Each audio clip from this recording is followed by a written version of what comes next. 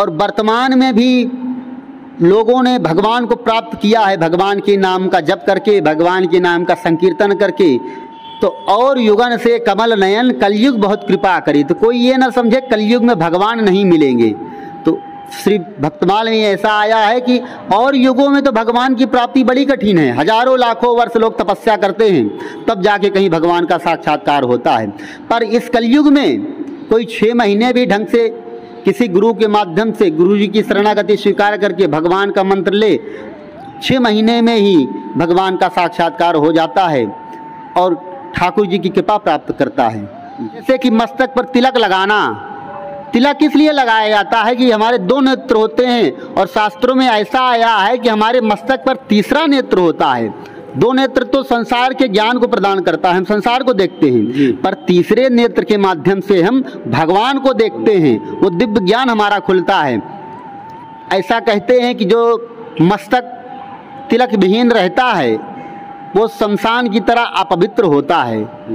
दोस्तों, वृंदावन की इस यात्रा में लगातार त्यागी, तपस्वी, महान संतों के दर्शन ठाकुर जी और राधा मैया की कृपा से हो रहे हैं। आज सौभाग्य है कि उस धाम से जहां पर वनवास के समय सबसे अधिक समय मर्यादा पुरुषोत्तम श्री राम जी ने व्यतीत किया था, वहां से गुरुदेव महाराज जी आए हैं, संत महाराज जी आए हैं। उनका दर्शन कराएंगे, भावपूर्ण दर्शन कराएंगे, सनातन धर्म पर, सनातन संस्कृति पे बातचीत होगी और उन सब के बातचीत के माध्यम से सबसे जो सुखद बात है, सबसे जो अच्छी बात है कि पूजनीय महाराज जी का जो नाम है वो भी आनंदित करने वाला है, वो भी भाव से भर देने वाला है।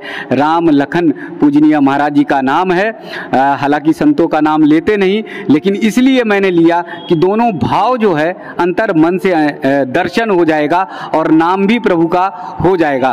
तो 12 वर्ष तक चित्रकूट धाम में मर्यादा पुरुषोत्तम श्री राम जी ने वनवास के समय व्यतीत किया था और उसी धाम से महाराज जी आए हैं। तो बस महाराज जी से बातचीत होगी कि चित्रकूट धाम जाने के बाद जैसे अयोध्या से निकले और चित्रकूट धाम पहुंचे और चित्रकूट धाम से जो है लंका विजय प्राप्त की, तो उसी तरह से हमारे समाज को, हमारे सनातन संस्कृति को जगने और जगाने की बात हो। महाराज जी के चरणों में बहुत बहुत दंडवत। जय सीताराम, कल्याण हो जी। सभी भक्त प्रेमी सज्जनों से मेरा ये निवेदन है कि आज जिस प्रकार वर्तमान में देखने को मिलता है कि हमारी संस्कृति पे, हमारे सनातन धर्म पे लोग कुठाराघात कर रहे हैं, धर्म निरपेक्षता के नाम पे, आधुनिकता के नाम पे। ये सनातन धर्म हमारा बहुत प्राचीन है। सभी धर्म, जितने भी धर्म हैं, ईसाई धर्म हो अथवा मुस्लिम धर्म हो अथवा जैन धर्म हो अथवा बौद्ध धर्म हो, ये धर्म किसी व्यक्ति के द्वारा चलाए गए हैं। पर हमारा सनातन धर्म, इसे सनातन इसलिए कहा जाता है। आज सनातन धर्म की मैं परिभाषा आप लोगों को बताना चाहता हूँ कि सनातन इसलिए कहा जाता है कि जो प्रारंभ से सृष्टि का आरंभ हुआ वहीं से हमारा धर्म प्रारंभ हुआ और सृष्टि के अंत तक ये धर्म इस पृथ्वी पर विराजमान रहता है। तो इसकी सबसे बड़ी विशेषता ये है सनातन धर्म की कि हमारे ऋषि मुनियों ने, हमारे संतों ने और हमारे धर्म प्रेमी बंधुओं ने सर्वे भवन्तु सुखिनः सर्वे सन्तु निरामया सर्वे भद्राणि पश्यन्ति माँ कश्चित् दुर्भाग् भवेत्, कि विश्व का प्रत्येक प्राणी सुखी हो, सबको भोजन मिले, सबकी उन्नति हो, सभी प्राणी को धर्म का ज्ञान हो। शास्त्रों में ऐसा आया है कि 84 लाख योनियां आती हैं, उसके बाद भगवान की कृपा से श्री राम जी जब कृपा करते हैं जीव के ऊपर तो मानव तन मिलता है और मानव तन प्राप्त करके हम सभी आध्यात्मिक उन्नति करें, भगवत प्राप्ति का प्रयास करें, अन्यथा फिर 84 लाख योनियों में जीव को भटकना पड़ता है। और यह तब संभव है जब हम संतों का संग करेंगे। भगवान तो भक्ति से प्राप्त होने वाले हैं। मीराबाई ने भगवान को भक्ति से प्राप्त कर लिया, ब्रज गोपियाओं ने भगवान को भक्ति से ही प्राप्त किया।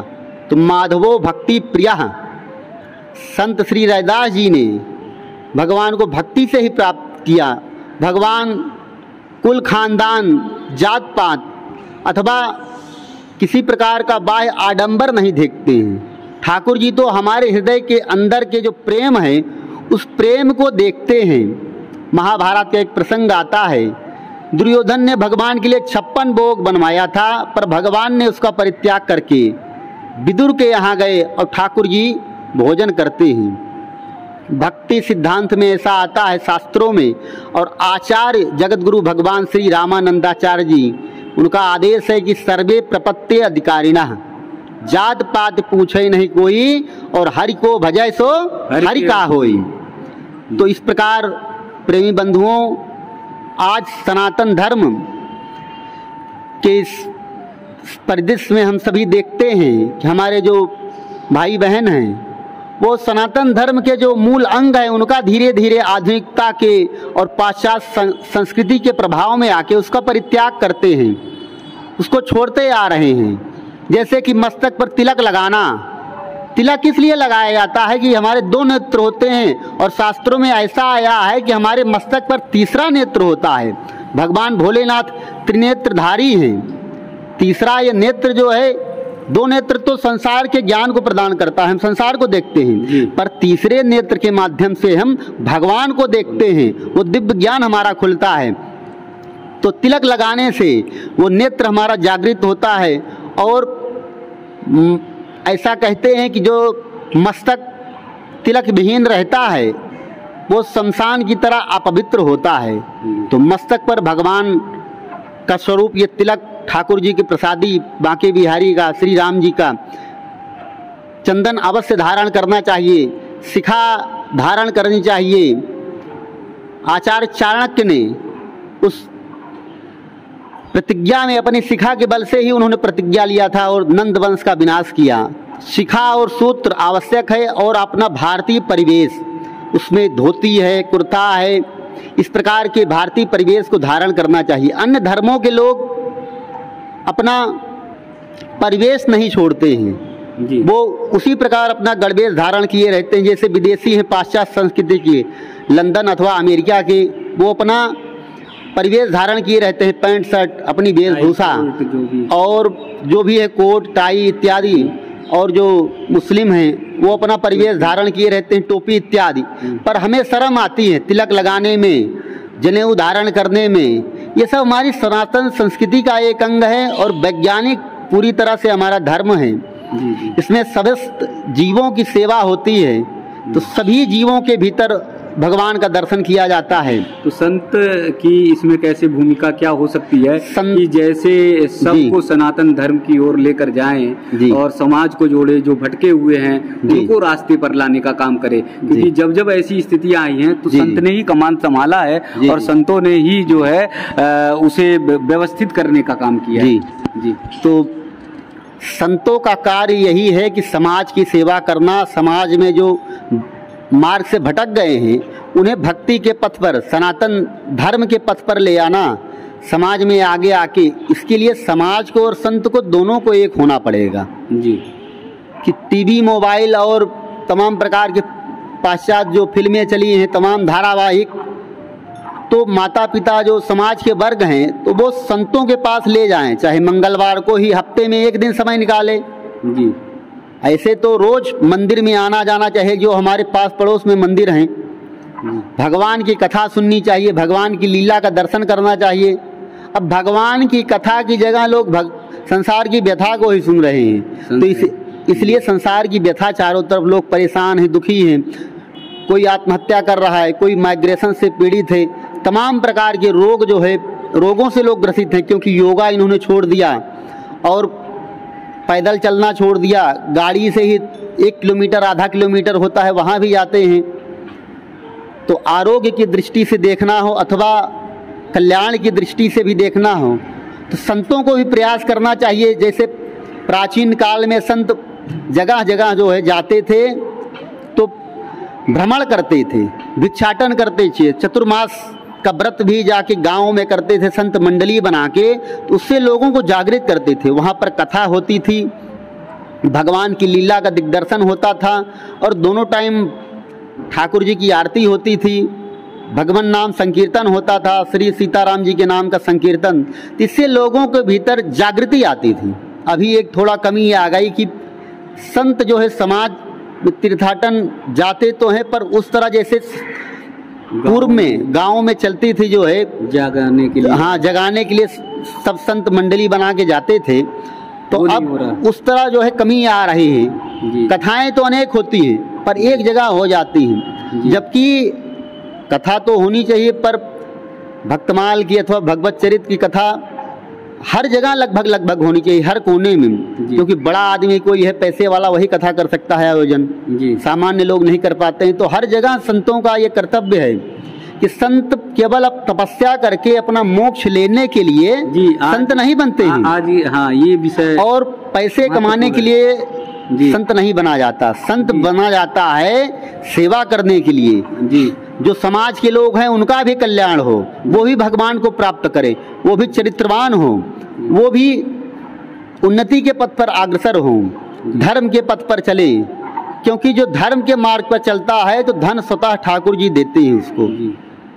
तो आज भौतिक युग है तो लोग इन किन प्रकार केवल धन को ही महत्व देते हैं। तो हमें इस मोह से बाहर निकलना पड़ेगा और संतों को आगे आके समाज के लोगों का मार्गदर्शन करना चाहिए।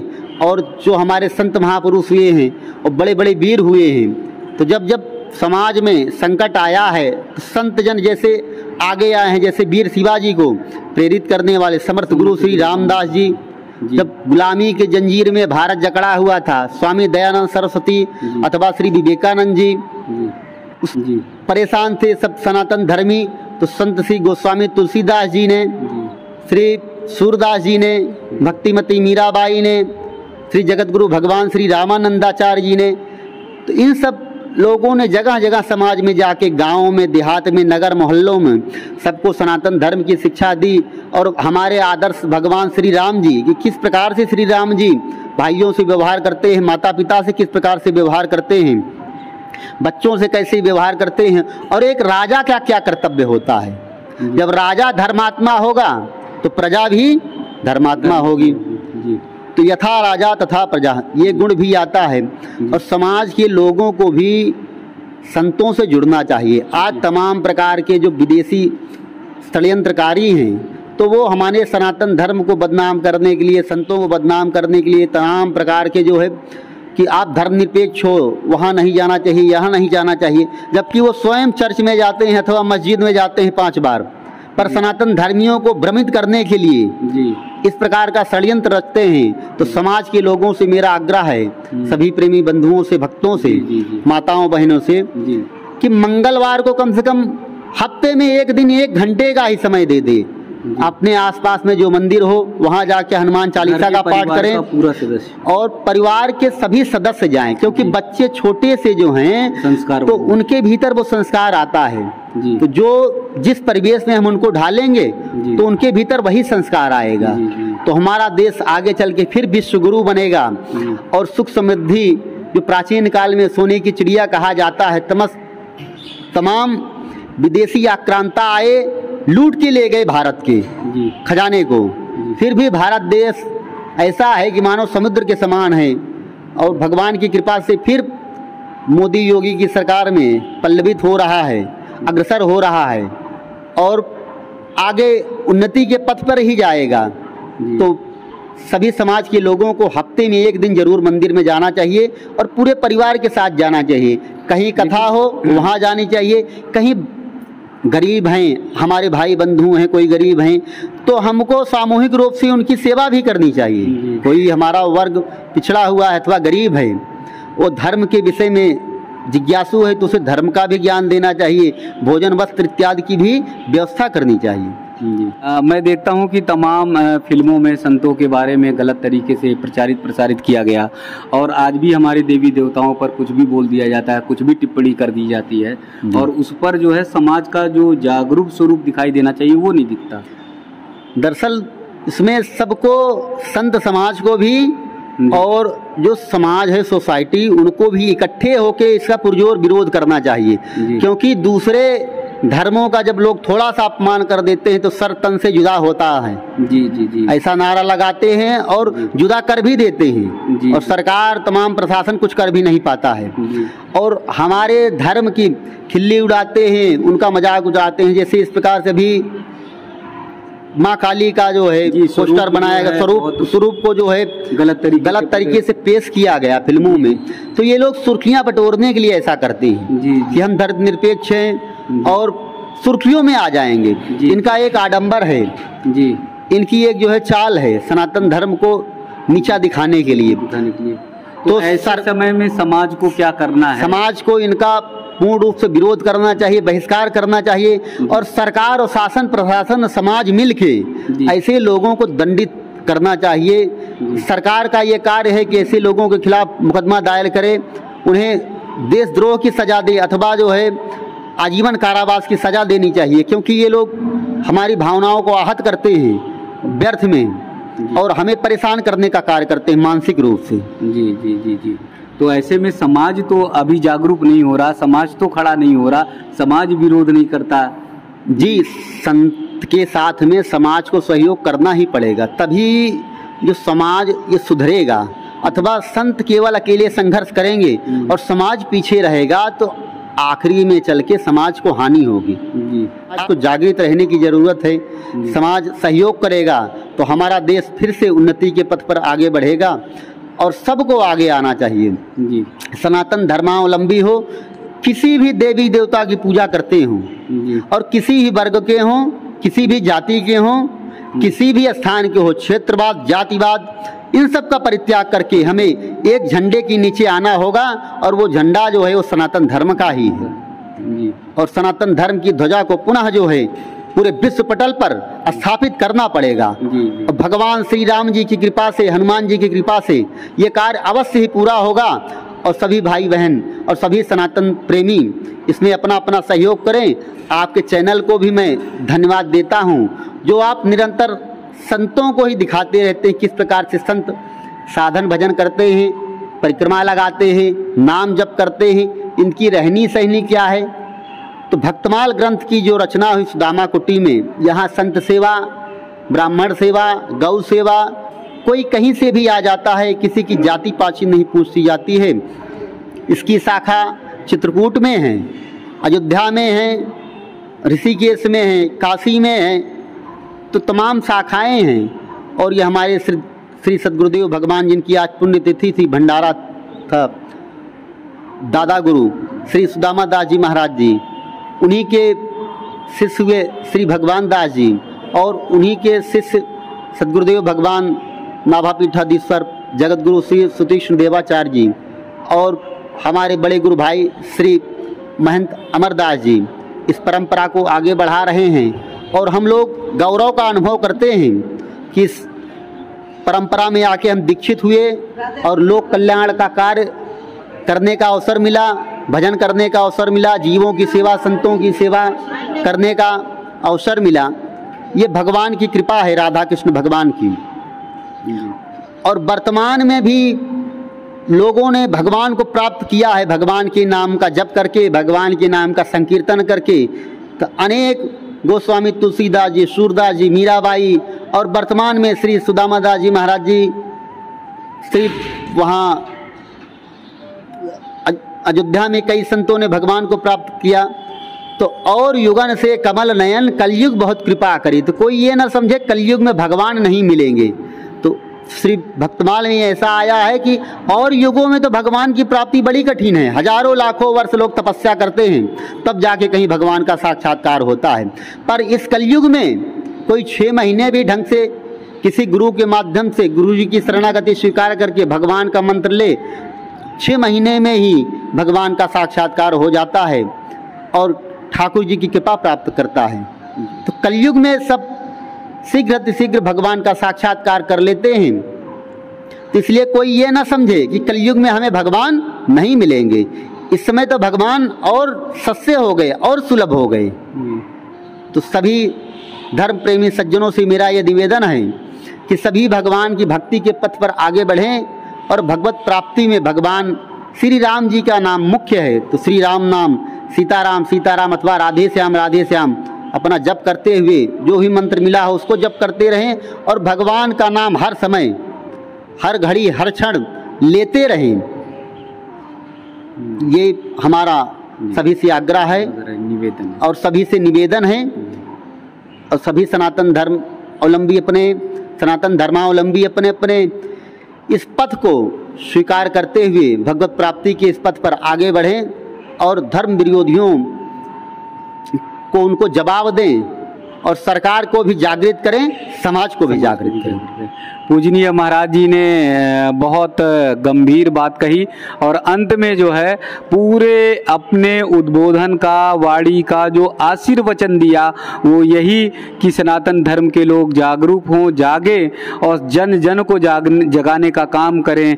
और एक वाणी गुरु महाराज जी की निकली कि भारत जो है विश्व गुरु बनेगा, सुख और शांति के पथ पर सिर्फ भारत ही लेकर जाएगा, क्योंकि यहाँ का जो लोक मंत्र है वो लोक कल्याण का मंत्र है, विश्व कल्याण का मंत्र है। तो विश्व कल्याण की कामना हम सब करते हैं, लेकिन महाराज जी ने जैसे सनातन धर्म के लोगों को आंदोलित किया है, जगाने का काम किया है, हम सब जागे, ये समय है। अगर आज नहीं जागे तो कल बहुत देर हो जाएगी, बहुत देर हो जाएगी। आप और हमारा जीवन तो व्यतीत हो जाएगा, नई पीढ़ी के लिए बहुत कष्टकारी जीवन होगा। इसलिए जागिए अपने धर्म के प्रति, अपनी संस्कृति के प्रति। जी महाराज जी। जैसा कि अभी श्री राजनारायण जी ने कहा कि समाज के सभी वर्गों को जागने की आवश्यकता है। वेदांत में मुझे एक श्लोक याद आया कि उत्तिष्ठ जागृत प्राप्त वरान निबोधत। उठो, जागो और अपने लक्ष्य को प्राप्त करने के लिए निरंतर प्रयास करो। जब तक वो हमारा लक्ष्य पूर्ण ना हो जाए, उस लक्ष्य को प्राप्त ना कर लें, तब तक हम निरंतर अपने पथ पर अग्रसर होते रहें। अपने समय को नष्ट ना करें, क्योंकि समय का मूल्य बहुत है। जो समय को मूल्य प्रदान करता है वो मूल्यवान हो जाता है, और जो अपने समय को नष्ट करता है वो भी नष्ट हो जाता है।